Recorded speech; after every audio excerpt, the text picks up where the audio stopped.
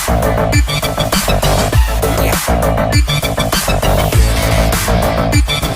Dear student, कैसे आप सभी लोग। मैं हूं डीआरएक्स देवेशपाल और आज की क्लास में आपका बहुत बहुत स्वागत है। जैसे कि आपको पता है हम लोग पढ़ रहे हैं पुष्पी पादपों में लैंगिक जनन।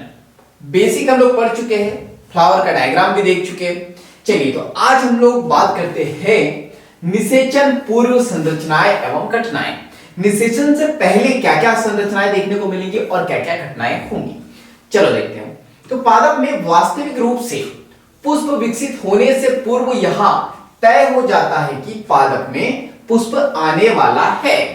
पादप में वास्तविक रूप से पुष्प विकसित होने से पहले, यानी जब पुष्प नहीं आता है वास्तविक में, उससे पहले ही यह तय हो जाता है कि पादप में पुष्प आने वाला है। ऐसा तो जो है मनुष्य में भी हो जाता है, बेबी नहीं आता है चुन्नू मुन्नू, लेकिन उससे पहले पता चल जाता है कि आने वाला है।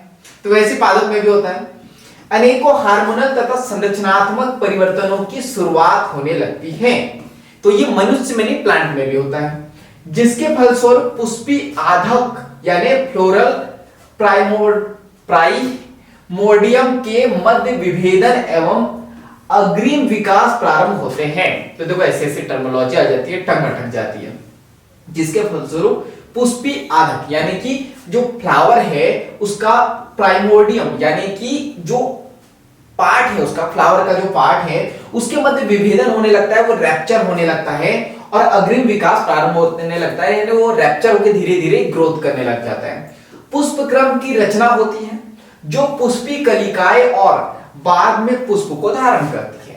पुष्प में नर एवं मादा जनन संरचनाएं होती है। कल मैंने बताया था आपको पुमंग और जायन। अब मुझे कमेंट्स बॉक्स में बताना है मेल वाला कौन सा और फीमेल वाला कौन सा है। हालांकि मैंने इशारों से बता ही दिया, लेकिन फिर भी समझदार हो तो बता लेना।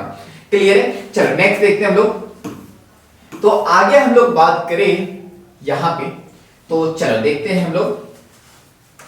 तो यहां पे विभेदित एवं विकसित रहती है।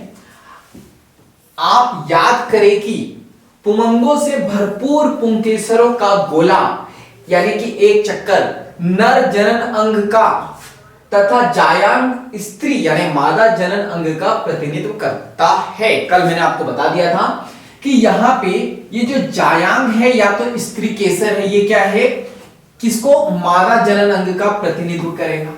और मेल की बात करें, नर की बात करें, तो यहां पे कौन सा होगा, पुमंगों से भरा पुंकेसरों का एक गोला होगा, वो मेल वाला पार्ट होगा। क्लियर है यहां तक है?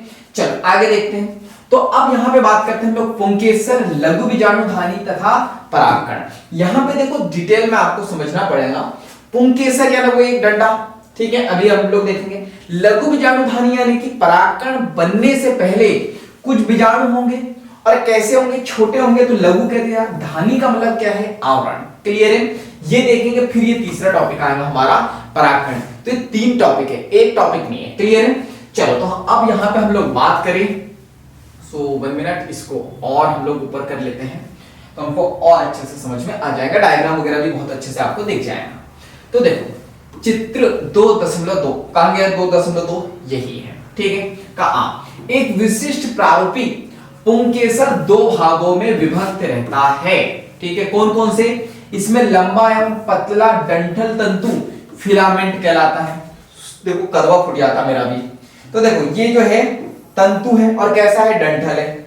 ये देखो इस टाइप से ये इधर दिया हुआ है। क्लियर है? चलो इसके बाद हम लोग बात करते हैं तथा अंतिम सिरा सामान्यतः द्विपालिक संरचना परागकोश कहलाता है। वेरी इंपॉर्टेंट क्वेश्चन आएगा, परागकोश कैसा होता है, तो याद रखना है द्विपालिक होता है, बाइलोब्ड होते हैं। कैसे, देखो यहां पे दो लोब दिखाई देगा आपको, एक ये वाला और दूसरा ये वाला।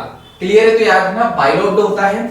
इसके बाद हम लोग बात करते हैं तंतु का समीपस्थ छोर पुष्प के पुष्पासन या फिर पुष्प दल से जुड़ा होता है। इसलिए मैंने कल फ्लावर आपको बहुत डिटेल में बताया था, क्योंकि मुझे पता था आपको समझ में नहीं आएगा वरना पूरा चैप्टर। तो अगर आपने पहली क्लास नहीं देखे तो जाके देखो, तो ये अच्छे से समझ में आएगा।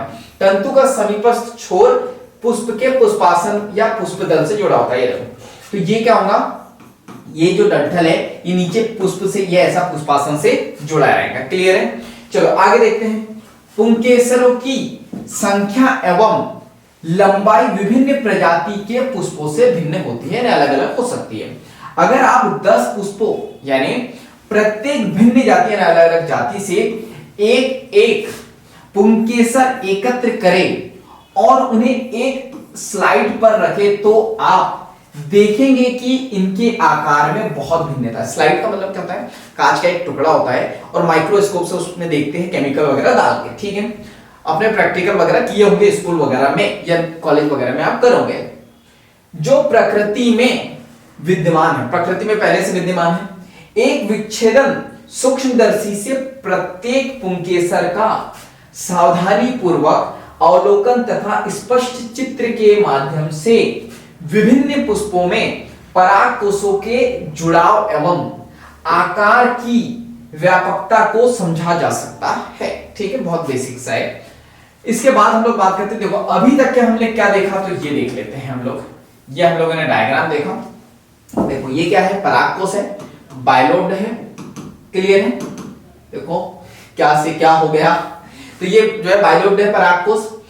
इसके अंदर क्या होते हैं, परागकण भरे होते हैं, क्लियर है। ये देखो परागकोश है ये, और इसके अंदर परागकण भरे हुए हैं। ये लाइन ऑफ डेhiscence यानी ये जिसको डिवाइड करती है लाइन, क्लियर है। ये हमारे डंठल, एक प्रारूपी पुंकेसर और एक परागकोश, 3 आयामी अनुभाग, यानी उसको 3 भागों में डिवाइड किया गया है, क्लियर है। चलिए आगे हम लोग देखते हैं कि हमको कहां से पढ़ना है। सो 1 मिनट, ये सारी बातें हमने कर ली है, ठीक है। चलो तो यहां से हम लोग देखते हैं, तो यहां से हम लोग बात करते हैं। तो आपको यह समझना है कि एक प्रारूपी आवृतबीजी परागकोश द्विपालिक होता है, पहले हम लोगों ने देखा, तथा प्रत्येक पाली में 2 कोष्ठ होते हैं, अर्थात द्विकोष्ठी होते हैं। वेरी वेरी इंपॉर्टेंट, ठीक है। अब यहां पे क्या बताया गया है, देखो ये इस टाइप से होगा, क्लियर है। तो ये कैसा हुआ, द्विपालिक हो गया। याद रखना नीट में क्वेश्चन आते हैं, तो ये याद रखना द्विपालिक हो गया। लेकिन प्रत्येक पाली में 2 कोष्ठ, इसका मतलब क्या है कि ये ऐसा कुछ होगा कि ये एक पाली है तो कोष्ठक कितने होंगे, 2, क्लियर है। तो प्रत्येक पाली में 2, अर्थात ये क्या हो गया, द्विकोष्ठी, द्विपालिक भी है द्विकोष्ठी भी है, क्लियर है। तो इधर भी क्या होंगे, 2, क्लियर है। चलो आगे देखते हैं। प्रायः एक अनुलंब खांच प्रवारक यानी कोष्ठ को अलग करते हैं, तो कोष्ठ बना दिए, ये कोष्ठ है, क्लियर है। करते हुए लंबवत गुजरता है, आइए आपका इंतजार था। तो आइए परागकोश के एक अनुप्रस्थ काट में विभिन्न प्रकार के ऊतकों तथा अनेक संयोजन को समझे। एक परागकोश की द्विपालिक प्रकृति परागकोश के अनुप्रस्थ काट में बहुत ही पृथक या सुव्यस्त होती है, यानी अलग अलग होती है। परागकोश एक 4 दिशी चतुष्कोणीय संरचना, वेरी इंपॉर्टेंट, एक शब्द आपको ये याद रखना है। देखो चतुष्कोणीय है कि नहीं, 1 2 3 और ये 4। तो इतनी थ्योरी में से क्या सीखना है, सिर्फ 2-3 बात। क्या कि यहां पे परागकोश कैसा होता है, द्विपालिक होता है, और कैसा होता है, द्विकोष्ठी होता है, यानी कि प्रत्येक पाली में 2 कोष्ठक होते हैं। तो इस प्रकार ये क्या हो गया, चतुष्कोणीय हो गया, क्लियर है। अगर आपसे पूछें कि यहां पे एक परागकोश में कितने कोष्ठ होते हैं, तो द्विकोष्ठी 4, 1 2 3 4।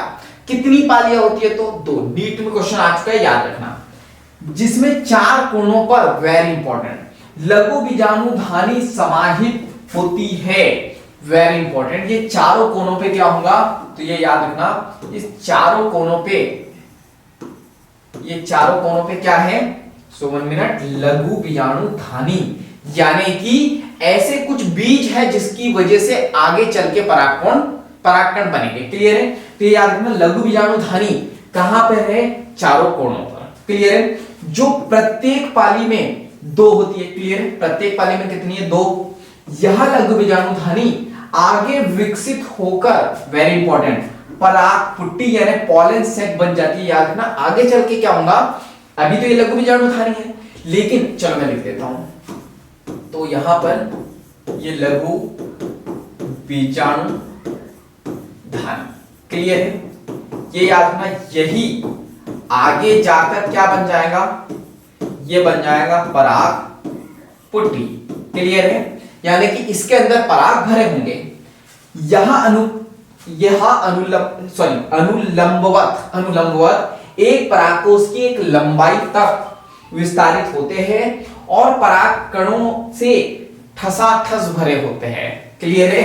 आगे जाके ये जो है अनुलंब यानी कि फैल जाते हैं और उसमें क्या होंगे, पराग कण ठसाठस भरे होंगे। यानी कि ये जो पराग पुटी है इसके अंदर क्या भरे होंगे, पराग कण। क्लियर है? अभी बने नहीं है, आगे बनेंगे। क्लियर है? तो इतनी बात आपको याद रखनी है। क्लियर है? अब यहां पे क्या क्या याद रखोगे कि यहां पर ये जो पुंकेसर है, ठीक है, ये पुंकेसर इधर लिख देता हूं, क्या है, द्विकोष्ठी है। क्लियर? और क्या है, द्विपालिक है। क्लियर है? और क्या है, ये है चतुष्क कोणीय। तो बस इतनी सी बात याद रखनी है, इससे बाहर नीट में क्वेश्चन नहीं आता है। क्लियर है? लेकिन इतना सारा पढ़ने के बाद आपको सिर्फ इतना सा याद रखना है और यही स्मार्ट स्टडी होती है। नीट का एग्जाम निकालने के लिए बहुत ज्यादा पढ़ने की जरूरत नहीं है, बहुत कम पढ़ने की जरूरत है। ये दिमाग है, डस्टबिन नहीं है, इसमें लिमिटेड डाटा डालोगे तो लिमिटेड डाटा याद रहेगा और डस्टबिन में पूरा कचरा फेंक दोगे तो निकालने में बहुत दिक्कत जाएंगे। इसलिए एग्जाम में जो है समझ में नहीं आता है, पढ़ते तो सब है लेकिन एग्जाम में कुछ याद नहीं आता। क्यों? क्योंकि सारा कचरा डाल दिया है। लिमिटेड डाटा डालोगे टाइम पे याद आएगा। क्लियर है? घर में भी वही सामान रखोगे जिसकी जरूरत है, आसानी से मिल जाएगा। सब कुछ भर लोगे तो जो काम की चीजें वो भी नहीं मिलेंगी। क्लियर है? तो फटाफट इसका स्क्रीनशॉट ले लो। ले लिया? ठीक है। चैनल को सब्सक्राइब कर दो अभी तक नहीं किया है तो, बेल आइकन को दबा दो ताकि ऐसे वैल्यूएबल वीडियो के नोटिफिकेशन टाइम पे आपको मिलते रहे। अगर इस वीडियो से, इस क्लास से कुछ भी सीखा है तो वीडियो को लाइक कर दो, कमेंट्स करके बताओ कि क्या सीखा है और आगे क्या सीखना चाहते हो, और इस वीडियो को ज्यादा से ज्यादा शेयर कर दो क्योंकि जब हम दूसरों की हेल्प करते हैं तो ये नेचर हमारी हेल्प करता है। बाकी हम लोग मिलेंगे नेक्स्ट क्लास में इस तरह हंसते हुए, मुस्कुराते हुए, लाइफ में आगे बढ़ते हुए, कुछ नया नया सीखते हुए। तो जब तक के लिए thank you so much, bye bye and go for success.